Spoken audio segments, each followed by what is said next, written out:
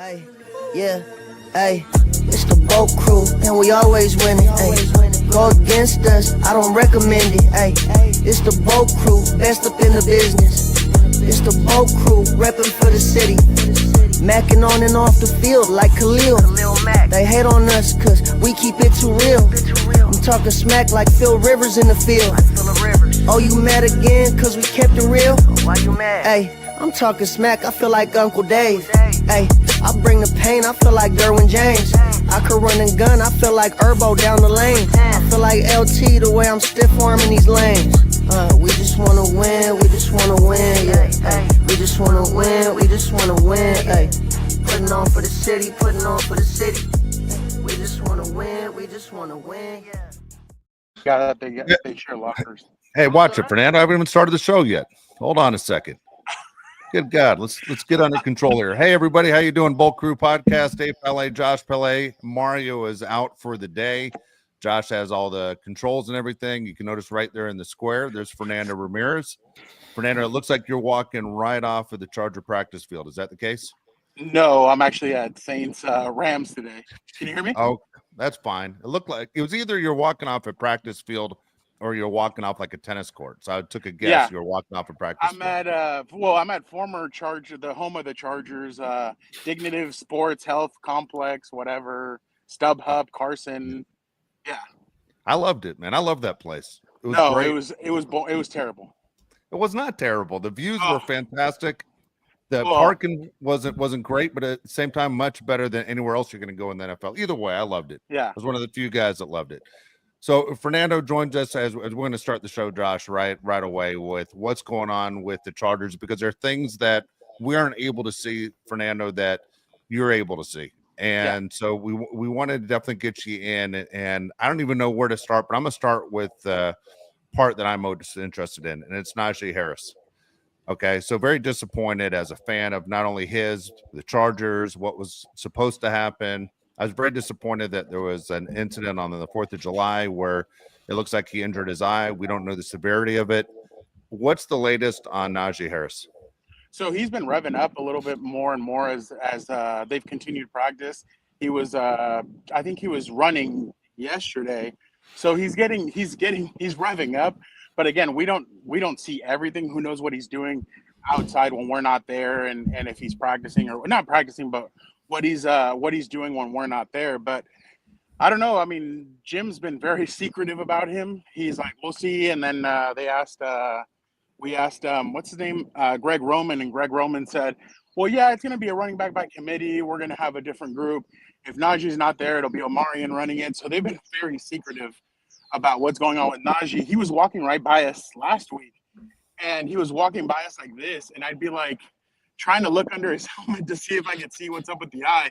And he goes, man, stop looking my way. And I was like, oops. I was like, okay. Like, I think that's it for looking his way. So, yeah, I don't think he was too happy with that. At least he saw you coming. At least he knew what you were doing. That's a good sign. I was going to flick my pen and be like, oh, could he? But you know what? I did see him after practice last week. He was catching the ball from a coach, and he was doing it from both sides. So that's just one that's a little tidbit for you guys, is that I did see him catching from both sides. So that might be a positive. I got a question for you, Fernando, because I'm just full of them today. I got so many questions for you. It's good to have you back on the show. I know. It's been a while. No Benjamin either. Well, we haven't lost any games, so we're waiting for one of those to get you back on. Or Joey we've Bosa. heard a lot. Yeah, we've heard a lot about KLS, how he's impressed in camp. We haven't heard of Trey Harris too much. We haven't heard a few things here and there. How is Trey Harris progressing? He hasn't gotten a lot of love in these 2 preseason games so far. Yeah, no, I mean, we all know the quarterback play is completely different from I remember game 1, everybody's like, oh, Trey Lance. And then game 2, he kind of used his legs. Heineke didn't look good either. So, I mean, when you go from Justin Herbert to those guys, it's kind of a big drop-off. But Trey's had some moments. There's been some good catches from him. There's been other times where he kind of drops the ball. Like there was one last week where he was coming across the middle. He was going towards the end zone. He dropped it, and he kind of goes, shit, man. You could hear him say, shit, man. And then he comes across the middle, and he's able to make a big catch, and he turns upfield. So there's just those rookie moments that he has. It's nothing concerning, in my opinion. I just think it's kind of what happens with rookies where they're trying to adjust, trying to learn everything that's in the game. But yeah, no, KLS, they've been fine. Obviously, KLS has a little bit more notoriety because of the preseason game in Canton, but I think they're going to be fine. The thing is that, and people are wondering, and I'm sure you guys are going to ask me, but I'll just jump the gun.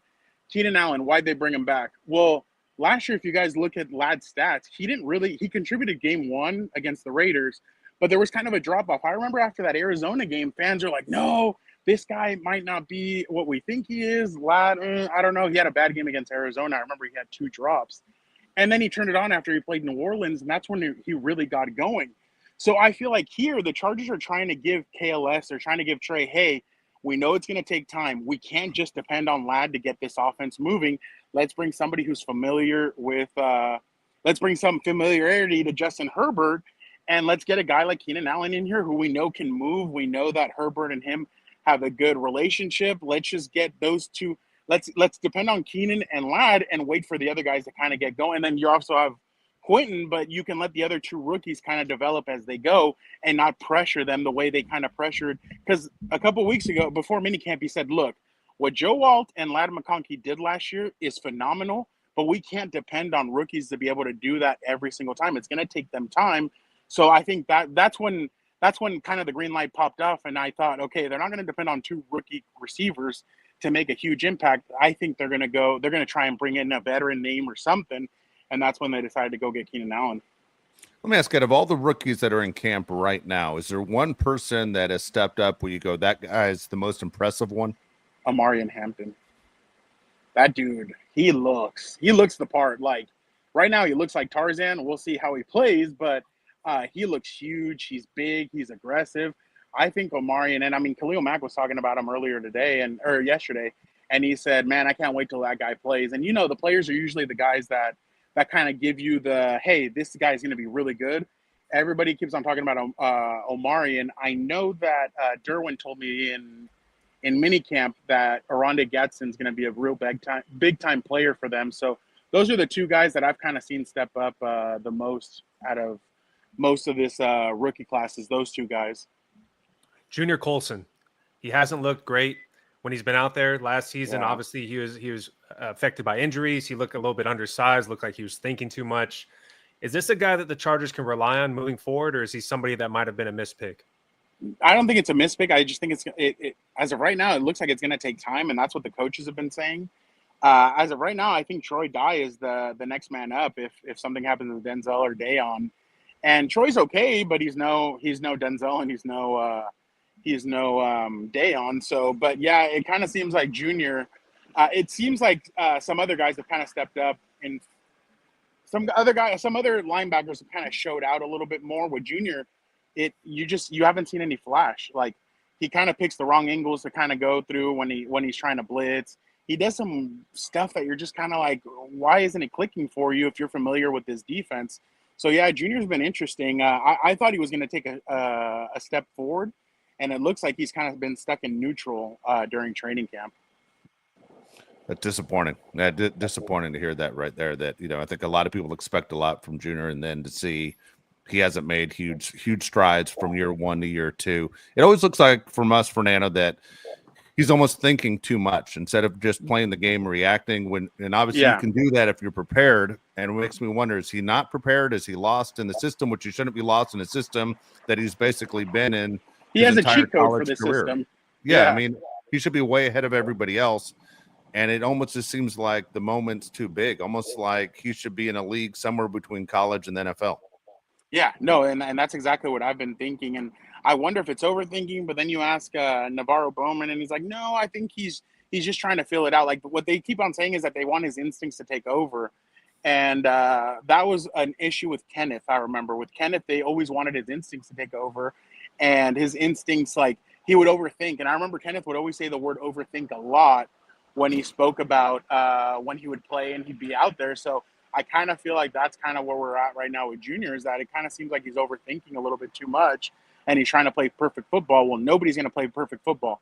Jim Harbaugh's not going to call a perfect game as a coach. Jesse Minter's not going to call a perfect game. Justin Herbert's not going to have a perfect game. It's you're gonna make mistakes, but it's like, can you overcome those mistakes? And that is, I think, what Junior needs to learn. I'd rather have Navarro Bowman. What do you think of that? You know, it's funny.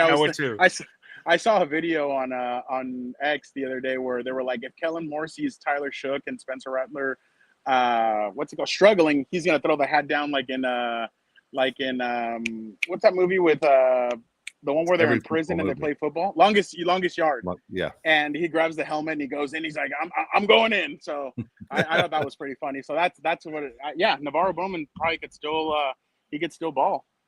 One of the questions Dave and I had around the offseason and into the draft was, why didn't the Chargers address the offensive line more? Right? They didn't really do anything in free agency. Then they get a lineman in the 6th round, which really doesn't do much at that point in the draft. Now you have Rashawn Slater go down with an injury. Did you believe before the Rashawn Slater injury the Chargers didn't do enough addressing the offensive line? Yeah. Can you guys hear me? I'm good. Yeah, you're good. Okay. Yeah, no, I that was one of my biggest question marks, especially because they got Mekhi Becton, but Bradley Bozeman and Zion were I thought Trey was bad last year, but I thought those guys were worse. And I was a little surprised that they were going that route. But then you hear the one guy that I think everybody's kind of hoping is going to take that next step is Jamari Sawyer. He's lost weight. He's looked good, I thought, during camp. And that's why I'm wondering if they maybe keep Joe Alt on the right and then put Jamari at left, because they had Jamari start at left on Sunday. And I asked him after the game, how'd you feel? He's like, dude, I felt like it was like riding a bike. I was back at my natural position where I feel comfortable at. And I was like, oh, that's interesting. So I don't know what route Jim is going to take it with it. But yeah, I thought at one point Andre James may have more of a because this is kind of the scheme that he succeeded with the Raiders a couple of years ago, is that's where he was comfortable. And you asked Greg Roman, and Greg Roman said, yeah, no, he's in the mix. But then you ask Jim, and Jim's like, no, he's not in the mix. It's literally Bradley and Zion. But in my opinion, and I mean, Josh, you played the game. Dave, you've been around the game. When they have to switch you positions on the offensive line, and you're a first-round pick, that usually means, hey, you're not performing up to par. Let's see if we can play you anywhere else. And if not, we might have to cut you. So, that's kind of where I think they're at with Zion. If he can't perform this year at left guard and he can't perform at center, then I think and they didn't give him a 5th-year option. So I think Zion's kind of on the chopping block. But why wouldn't you go get something else then and play another guy there? Why wouldn't you spend more money to go out and get a center or a guard? And that's where I'm interested to see what they're really going to do this season. Are they really going to go out with Zion and Bradley Bozeman again, knowing that they were the biggest weak link against Houston? I'd be very surprised if this coaching staff did it, but at the same time, it's they must see something in Bradley and Zion that we don't. The thing is, there are a lot of great bars in the Newport Beach area that could use a bouncer, so Zion doesn't even have to move. I mean, it'd be fine. Moving on to, look, you're looking at that pass rush, and we have a little bit of concern because we all love Khalil Mack. He's getting older. Had a career year a couple years ago. Really had that one giant game against the Raiders that kind of bolstered his stats. But we want to know, can you put pressure on the other team's quarterback? That being said, there's a very unhappy, very good football player in Dallas. It seems like if there was one team that can make that move and has the draft picks to do it, it would be the Chargers, where the Cowboys could make that move if they're willing to make a trade. You send them to the AFC, face a team that they don't see very often, and you go ahead and you get back what you want. For the Chargers, I don't think Fernando would hurt that bad, because basically you're giving up an early 2nd-round pick if the team plays as well as you hope, and you don't think that 1st round's gonna hurt you down the line.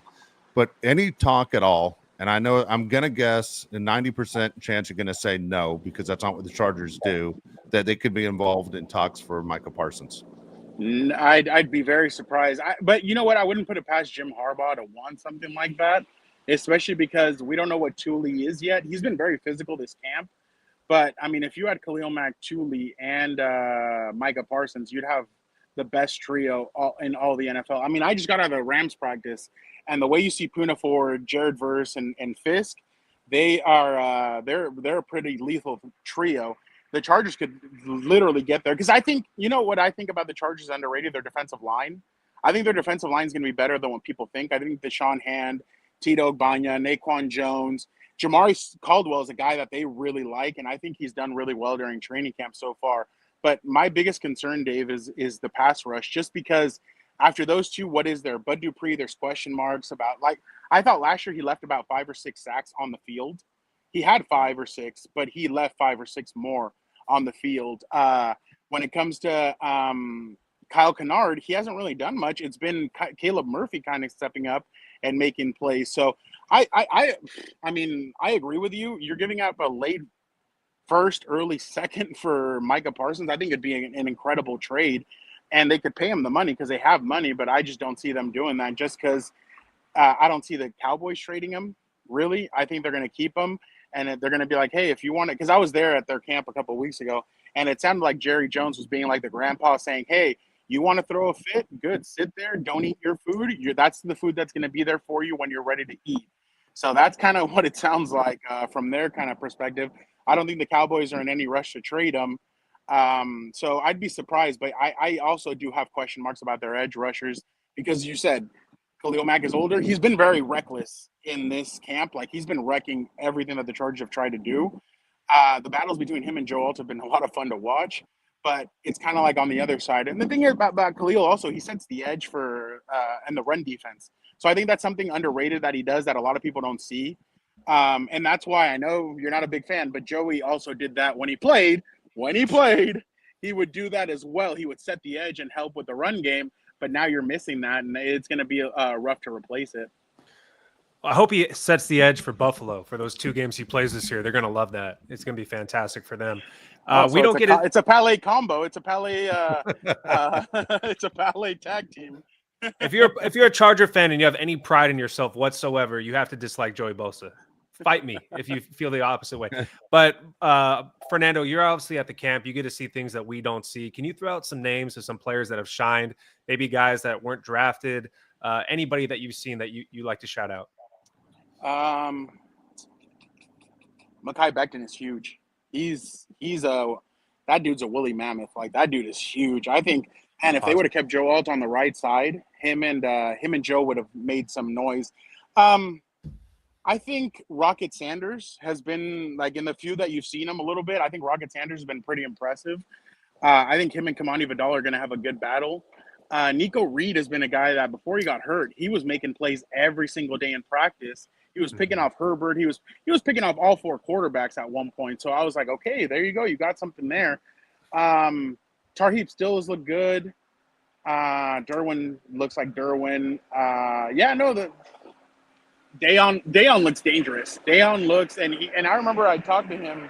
I apologize. I was talking to Dayon, and Dayon says he feels really good about this year. He's like, look, last year I had my arm in a sling the whole season. It was hard for me to tackle. It was hard for me to do stuff. I'm out of that sling. I'm ready to go. So Dayon said he's eyeing an all-pro this year, and he saw that ESPN list that came out with the top linebackers, and he wasn't on the top 10, so he's not very happy. Deuce McAllister is walking by. There's some guys that obviously stand out, but I mean, I think the Chargers basically have 50 of their 53 ready to go. I think those last 3 spots are kind of the question. Are they going to keep Eastlake's own Tony Jefferson over R.J. Mickens? R.J. Mickens has also looked really good, by the way. R.J. Mickens has looked very good, so I've been very impressed with him. But yeah, no, they definitely have some playmakers.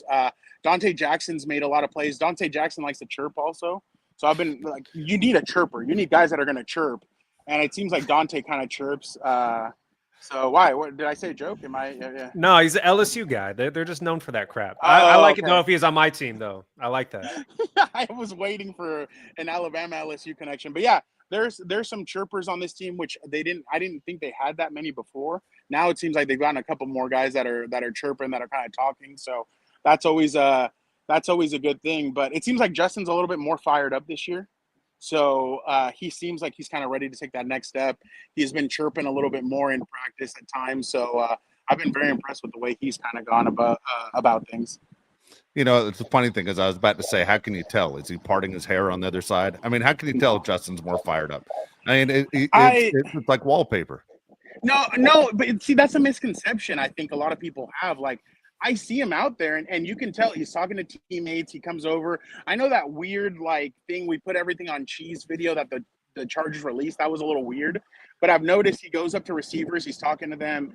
He's on the iPad. He's been chirping a little bit more than usual. Like chirping how? Against, I mean, is he yelling what the F? What, QJ? I mean, is that what he's doing, or is he just talking guys up? What's he doing? Well, I can't hear from all the way where I'm at, but I can hear his voice yelling something. He's chirping. Like, he'll go up to a corner and say something to him and like drop back and then do whatever he's doing. Like, it's not chirping. Like, I don't mean chirping like Dante. I meant chirping like he's more vocal. He's telling guys stuff in the huddle. Like, guys have talked about how they feel like this year he's been a lot more vocal than in years past, and they really like that because obviously that just means that he's taking more of a leadership role with them. So that's what they keep on raving about, is about the way he's been talking to them and kind of getting in sync with the team and everything. So I kind of feel like that's noteworthy, especially because a lot of people think he's a mute and that he's a mime, but I actually think he talks a lot more than what people think. All right. Well, there you go. He's just not Phillip Rivers. People are used to the Phillip Rivers aspect of it, and they see this kid who doesn't chirp as much as Phillip did, and I mean, they're just completely opposite. All right, I'm going to give you a couple things people want to say in the chat. They want to ask you some questions here. One is Mekhi Becton. Is he healthy? Yeah, he's fine. Okay. I saw him in the locker room after the game on Sunday. Okay. And then Tony Jefferson, all three of us, because all of us have ties to Tony's high school days. Tony, as far as people really want him on the team, I think Tony brings a different aspect to this team where maybe if somebody's even a little bit better than Tony, that he gets the nod just because he's worth wasting the 53rd man on the roster spot for a guy that it means a lot to that locker room.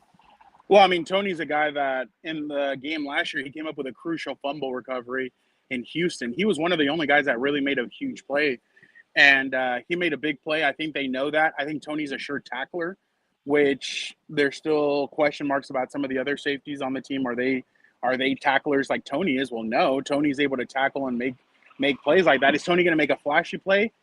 Not really. Like, that's not his MO. His MO is like he's a blue collar, like pail or lunch pail in his hand, putting in the work. I think that's what Tony does and what Tony does really well.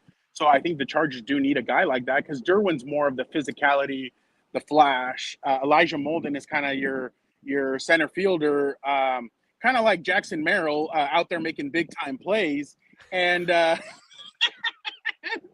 and then you have the corners are obviously Tarheeb Still and Cam Hart, but I really think Tony, there is a place on this team for Tony. I think Tony should make the roster. I think he's made enough plays in preseason games and in practice to warrant a roster spot. I'd be really surprised if they cut him. Another question on here, and I'm sorry for not giving credit to the people asking them. I'm just trying to remember off the top of my head as I went by. One is, Fernando, what was a successful season to you? What will be a successful season to you? Winning a playoff game. Okay. So they have to win a playoff game. Like, if not, the team's going to start questioning, what are we doing all this for? Why did we start a week and a half early in training camp if it's not to win more football games? And honestly, I know everybody's kind of down on the Rashawn Slater thing. If it was Brandon Say, who I just said hi to, but he said hi to me when he walked off the field. He's like, Fernando, how are you doing, buddy? Good. How about you? Good. Okay, cool. Thank you. How you doing? Keep it moving. But if it was Brandon Staley or somebody else's coaching staff, you would be nervous. But with Jim, it's kind of like, well, he might be able to fix this and they might be able to neutralize it. I still think they're a good team. I still think they're a playoff team. I know everybody's very high on the Broncos, but I still think that the Chargers are a good enough team to be able to make the playoffs and make some noise in it. I mean, I think this offense is a lot better than what it was last year. The offensive line obviously is going to take a little bit of a step back because of Rashawn, but I still think this offense is much improved. I think people are going to be surprised by Tyler Conklin and Najee Harris when he plays in Amari and Hampton, that I think this team is good enough to make the playoffs, but you have to win a playoff game. You have to set yourself up for playoff victories. If not, players are going to start questioning why they're doing what they're doing, and that's when they start looking at the head coach. Even though we all know Jim Harbaugh is a great coach, but at one point they're going to start looking at him too and saying, hey, is this worth it? Is this are we ever going to win a playoff game or a Super Bowl? And you don't want those questions going into year 3, where I think they're going to take the biggest leap is going to be next offseason. Hey, yeah, I got one more. I got one more. Real quick, because you just mentioned it. Is it true Brandon Staley's license plate still says 4th and go, or has he changed that? He changed it after year 1 when he was told, hey, you need to take things down when it comes to the 4th down stuff, which I had no problem with. I know the old heads had a lot of problems with it. Eric Williams and I, we would the first year it did. Yeah, they won a bunch of playoff games because of it. Yeah, it's hard to judge crazy. Then everybody started judging crazy. Yeah, I loved it. I think that's where he kind of went downhill, is when he stopped doing it. I agree with that, actually. I got one final question for you. Yeah. We got lots of debates on the show. Padres are going to win 2 out of 3. Is that what you're going to ask me? Dude, I don't even disagree disagree with that right now. We suck. It's not Padres related. We can get to that later. But who's going to make the roster from the wide receivers? Because we get a lot of people asking us about Brennan Rice. I just think there's not a snowball chance in hell he makes the team. Go ahead. 6 receivers: Keenan Allen, Ladd McConkey, Darius Davis, Quentin Johnston, KLS, and Trey Harris. Those are going to be the 6 receivers. That's what I've been saying. I agree with you. No. Brennan Rice has not shown enough, even during practice, games, nothing. Davellano Campbell, my bad. I'm so sorry. 38. He's been the one that's impressed the most, I think, outside of those 6 guys. But I just don't see anybody else making the team. I think their 6 receivers are set. You know, I keep seeing this thing on my Instagram feed, and it's not a joke. It says on there that you get your athletic ability from your mother. And I'm like, that explains Brendan Rice's entire pitiful Charger career. God dang it. So Shohei's mom must be elite. Unbelievable. But that's the thing. When the kids come in, it's hard. Then remember, these kids grew up with silk sheets. I mean, look at Josh. Josh grew up with silk sheets because Dave put all the work in. No, I'm kidding. But no, and I'm just being serious. Like when you have those silk sheets, I mean, Conor McGregor said it before. When you sleep differently at night, making all that money, you're like, yeah, why do I have to put in all this work? I mean, I'm not saying Brendan hasn't put in the work. He was great at USC. I just think that at one point you kind of hit that wall, and talent doesn't get you. Talent can only get you so far. It's the work you have to put in, and I think he's kind of hit his wall. And fans keep on trying to make him a thing, but I just don't think he's been a thing so far in camp last year or this year. So, and the one play he got in last year in Arizona, Herbert yelled at him and told him to get off the – well, he didn't tell him to get off the field, but he basically yelled at him because he didn't come in motion. So, it was it's been a mess. So, yeah, I don't see Brendan. I think he'll make the practice squad, but I don't see him making the 53-man roster at all. There you go. All right, Fernando, man, we can't thank you enough. It's been a long time. Again, Fernando Ramirez, you actually happens to be at the Rams Saints workout today. I laughed when you said Deuce McAllister walked by because he did. I literally thought the Chargers were going to get Deuce McAllister instead of LaDainian Tomlinson because he was the big back. Wow. Yeah, he was. He was the stud that everybody was talking about as the first back off the board, and then he just walked by you right there. But we can't thank you enough, dude.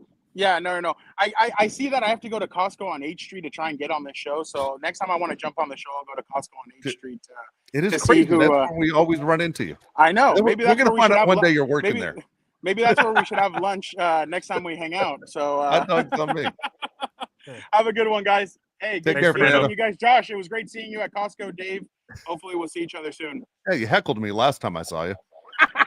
That Dave Palet guy's an asshole. He did. He yelled that out in the middle of Costco. All right, thanks, later. Fernando. Appreciate you. Take care, bud. There you go. I love that guy. Oh my God, dude! Fernando does a great job. Again, it's Fernando Ramirez from. Now it's either the Sporting Tribune or it's the Sporting Tribune. It's not the Sports Tribune, Sporting Tribune. Yeah, I was afraid to mess up the title, but Fernando's great. Appreciate him doing that. That guy driving back and forth from San Diego every day is incredible. So man, he loves this Charger team, and he's tied in. People are not giving Costco judgments, recommendations on here. Where's Costco in San Diego? I don't know. I've never been in one Costco in San Diego. That's kind of funny. But out of everything he said, and we didn't get in, I was going to ask him just what was it like when Rashawn Slater went down, but we know what it was like. We know what the mood was like. I mean, it was the same it was for all of us.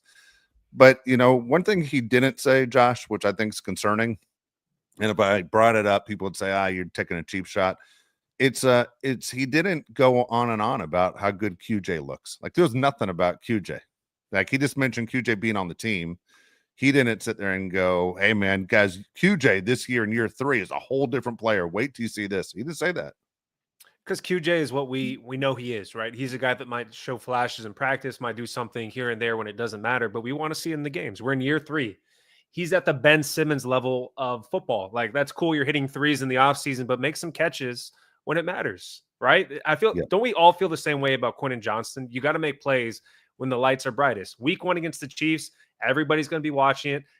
That's your time, right? Make some plays against the Chiefs. That's the hardest team for the Chargers to beat. That would be a great time for QJ to step up. No, absolutely. But to be honest with you, I don't even need to make a giant play. I just want him to catch the ball on a 3rd down conversion. And that's it's not a shot, man. But man, if you can keep getting first downs and especially continue a drive on a 3rd down play, it's devastating for any defense to extend the drives. And when QJ drops those balls that Justin's able to put in his hands, it's tough, man. It's tough all the way around. There's 2 things we want from QJ. We want him to catch the balls on 3rd down like Keenan Allen and Ladd McConkey do. Hopefully Keenan does it this year. And we want him to catch a ball more than 20 yards down the field, right? Anybody can catch a slant. We could throw Dave out there, 55 years old, and run some slants. But 54. We need somebody. 54. I'm sorry. I hate when my mom does that too. I apologize. But my point is, anybody can catch the curl routes and the slants if you're open. I want you to run a dig 20 yards down the field. I want you to run a fade. I want you to run a post, something of that nature, and make a play more than 20 yards down the field. Without Mike Williams, we have a huge hole in that department. Who can get to the 3rd level and make plays? It's something we want to see from QJ. Do you have anything else on QJ? Because I want to talk real quick, actually. No, I don't. We're just going to change it. Tony Jefferson. To me, he's the opposite of QJ, right? Even though he plays defense, he's a guy that was undrafted. When he gets in the game, he makes big plays. You don't expect a lot of Tony Jefferson because he's not a first-round pick. He's a guy that went under the radar. But when he gets in the game, whether it's for the Arizona Cardinals or the Baltimore Ravens or the LA Chargers, he seems to always make a play. For that reason alone, I would have Tony on the 53. I would not stash him on the practice squad. I'm with you on that. You know, it's funny. Whenever Tony is active, he makes things happen all the time. It looks like every excuse to get rid of Tony. And at the same time, he's not a guy that's going to sit there and run crazy fast in the 40 at this point. He knows where to be. He's a football player. He has those instincts. He's everything a lot of guys aren't that we talked about. Almost like if you could take Tony's instincts and put him with Junior Coulson, you'd see a hell of a football player. But right now, when you look at what Tony does from that safety position, what he does for the young players, what he does in that locker room, I mean, name a time when Tony's worn a Charger uniform where you're going, dude, he's killing us. Not one time. Actually, every time you say that guy is helping us. Every time he's on the field, you see a difference, whether it's the playoff game, whether it's the preseason game against the Cowboys. He comes up. Did it in Canton, Ohio. Tony Jefferson on the field or on that team as an active guy in a uniform is big for this Charger team. I agree. And like I said, he's a guy that makes plays. Jasir Taylor is a guy I think I've seen enough of. I know he's a younger player, but I would have a short leash on him. If he's not pulling his slack, I would let other guys like Eric Rodgers or even Benjamin St. Juste, guys that haven't played with the Chargers yet, just to see what they have. Because you've seen what you have from certain guys like Jasir Taylor and even guys like Junior Coulson. If somebody like Troy Dye is going to step up, give them the opportunity because you already know what you have from some players on this team. It came out today that Justin Herbert's actually going to play in this next preseason game. To me, that was very surprising. Does that surprise you at all?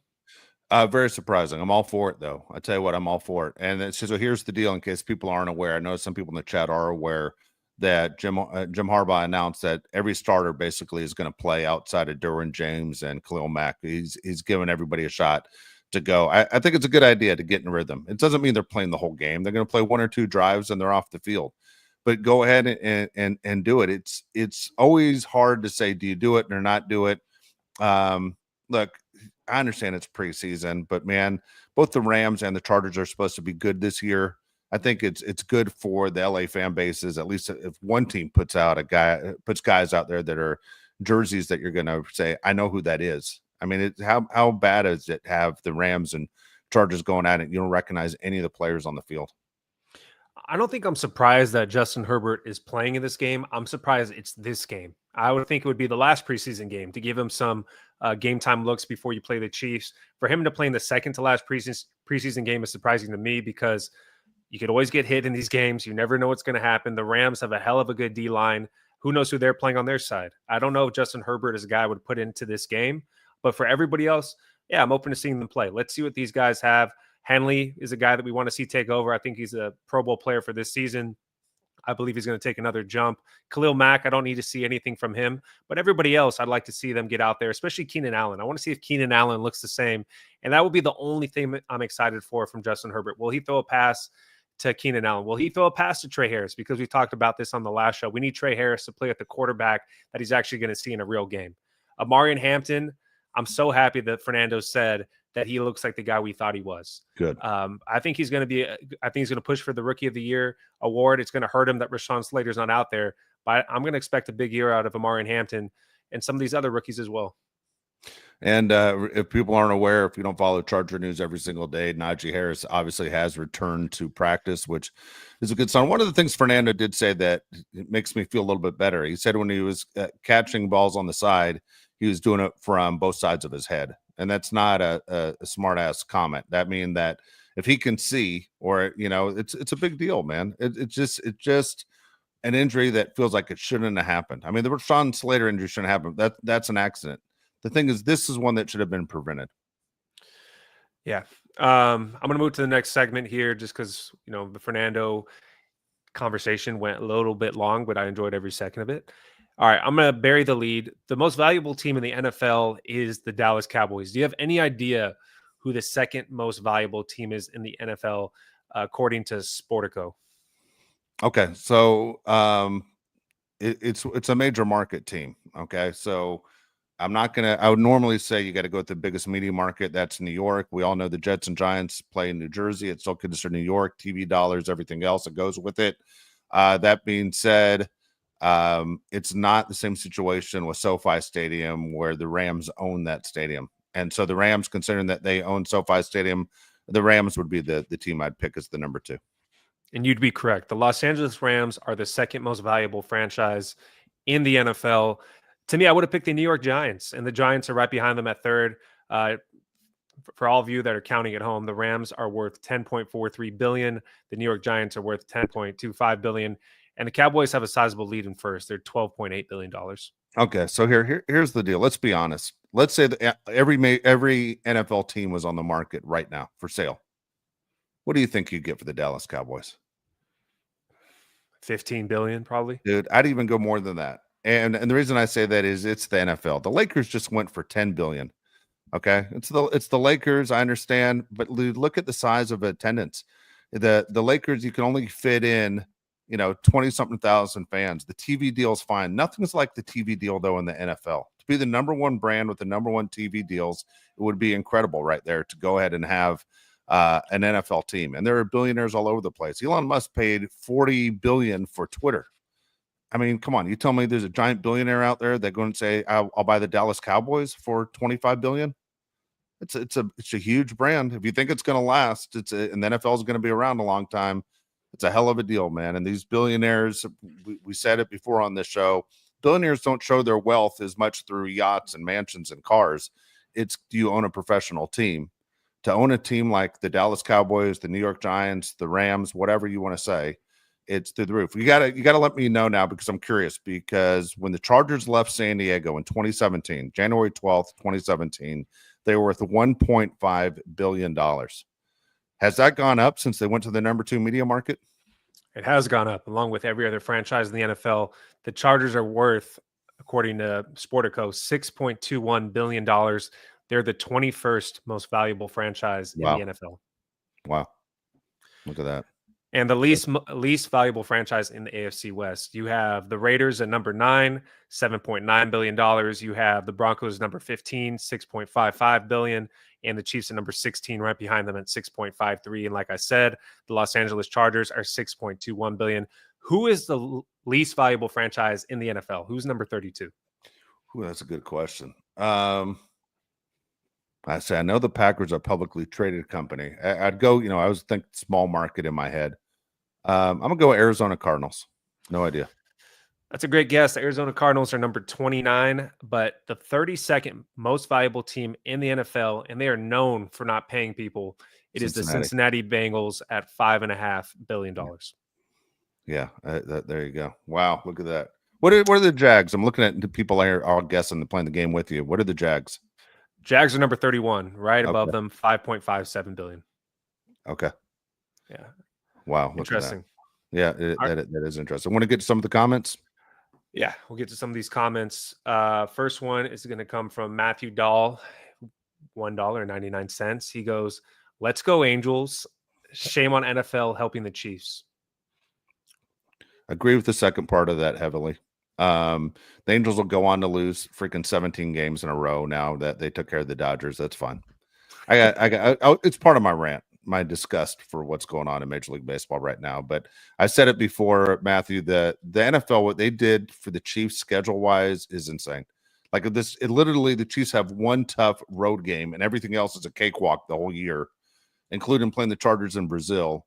The NFL has bent over for the Chiefs, where if they went 16-1, I wouldn't be shocked. Yeah. Seems like everybody's bending over for the Chiefs for the last 5 or so years. Next one comes from, I never can pronounce this, Sefer Nozari, $10. He says, "Have you seen Herbert's mic'd up? Is he just too young and immature to take the next step, or do you think this is good and that he's showing more personality? Love Herbert, but takes more than that to win." What do you think? I'll be honest with you, I didn't see it.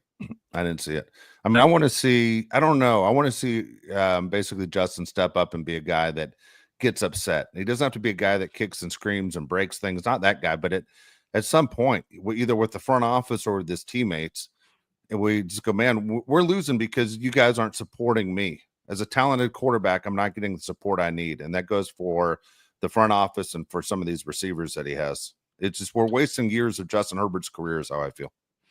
I look at Justin Herbert as a guy that's been in a bad relationship, right? Like if you're trying to compare him to a relatable situation in everyday life, he is bringing a lot to the table, and the person that he's dating is not, right? They're sitting at home, they're on the couch watching Dr. Phil, eating Cheetos, and Justin Herbert is the breadwinner. And he's coming home and he's getting sick of it. He's saying, "Hey, I do everything for us. You don't do much. You need to be up to my level or else I'm going to leave." I don't think Justin Herbert's ever going to leave, but you'd like the Chargers to step up and give him the pieces that he needs to win.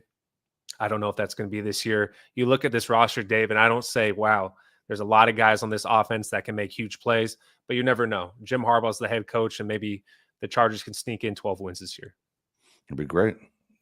Fernando's right there. You got to win a playoff game. You definitely got to win. Do you agree with that, by the way? He says a successful season would be winning a playoff game. Do you agree or disagree? Not for me. That's the least they can do. Honestly, for me, that's the least they can do. For me, it's AFC Championship game. If we're taking steps, I want, and people go, "Oh, that's a huge jump." Dude, why not? It's Jim Harbaugh. They're paying him a lot of money. It's Justin Herbert. This is supposed to be a talented team. Everyone says they have faith in these guys, meaning the guys that work for the Chargers. That's why you have $100 million in your savings account, because you don't want to spend any of it. So go ahead, prove us wrong. Either let's go, we're going AFC Championship game, Super Bowl, and Super Bowl championship. Those are the three levels I want to see, because my frustration level of not spending the money when teams are dying to have a little bit of money, and the Chargers have a ton of it, and didn't spend it. Now they have holes in the pass rush and the offensive line when you could have gone out and fixed a lot of this stuff in free agency and still had a ton of money left over. I'm gonna go to this comment right here from Josh Alberto.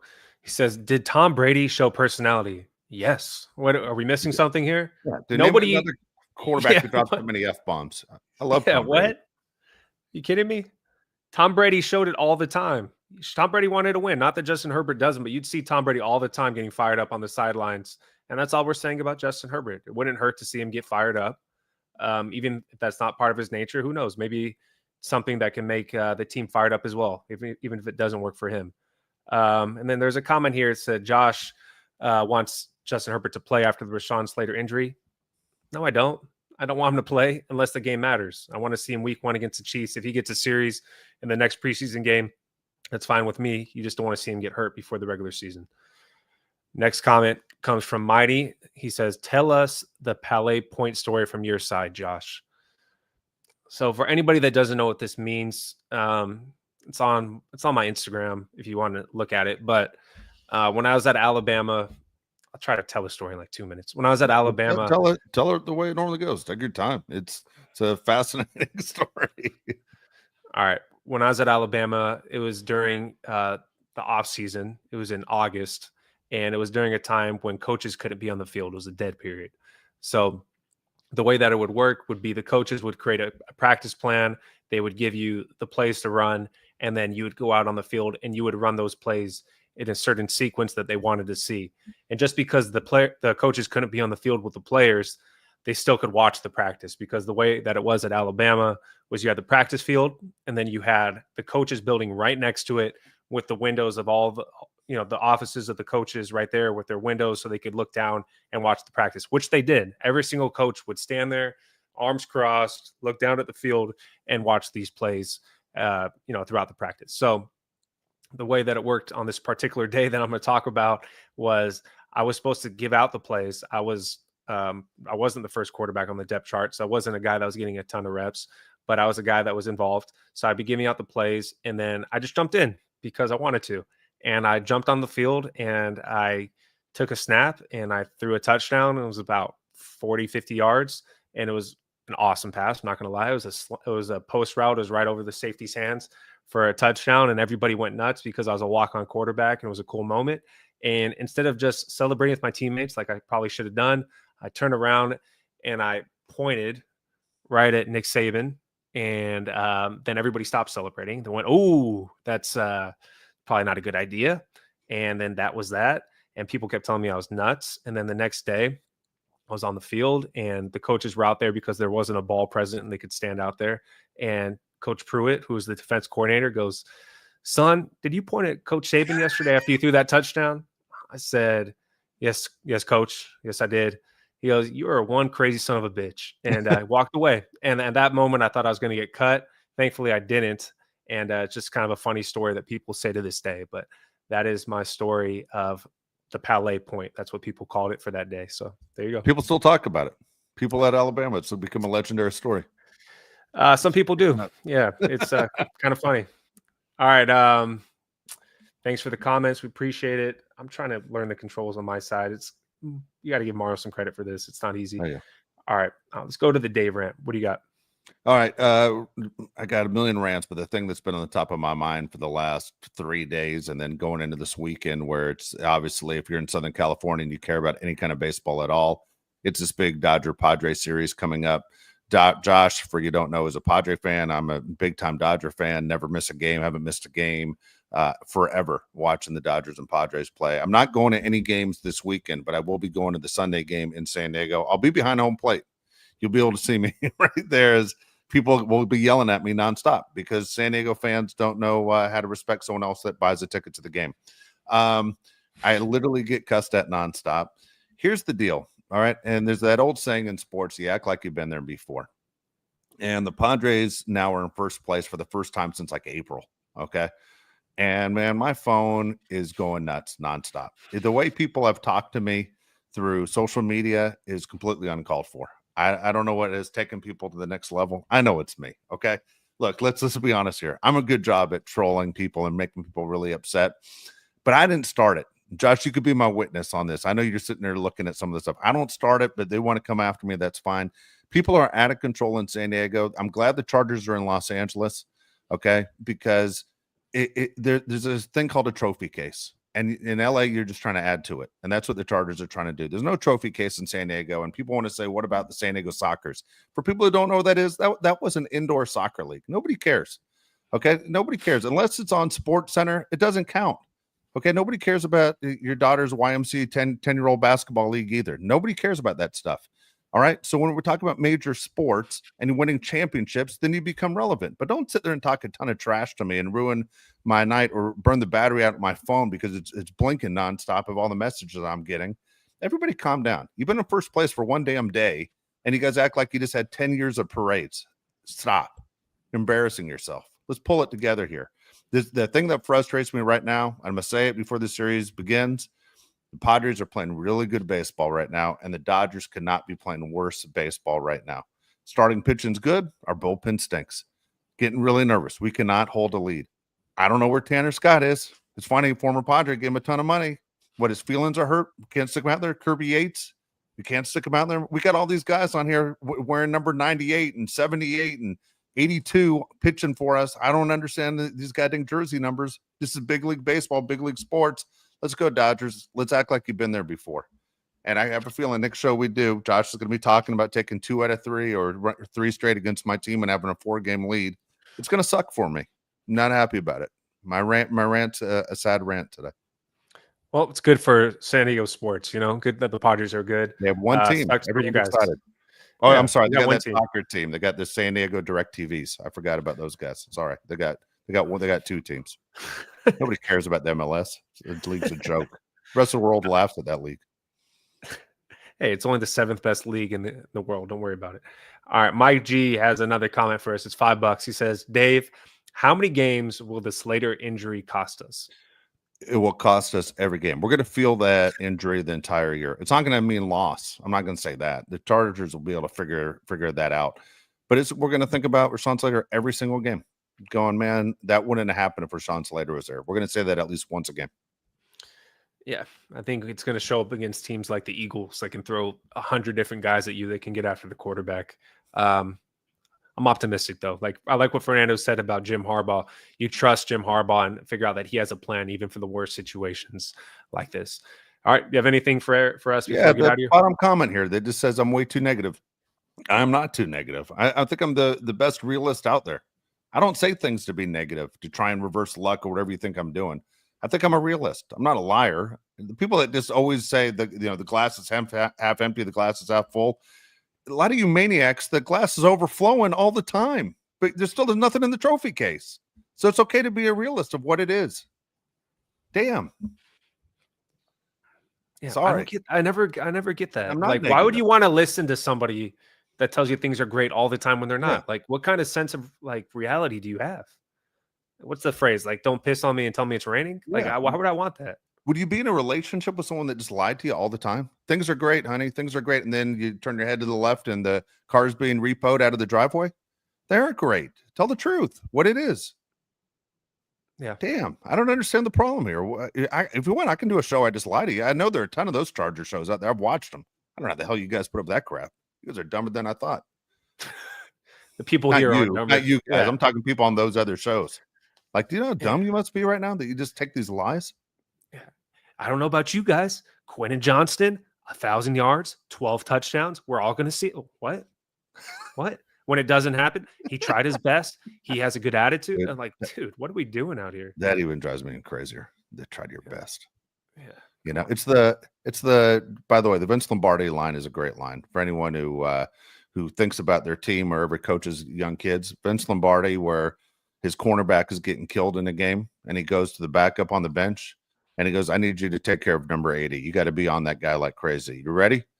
Yes, coach, I'll do my best. Sit your ass back down. I don't need someone who's going to do their best. I need someone who's going to do it. And then he grabs his backup, puts the third string guy in because the guy said the wrong thing.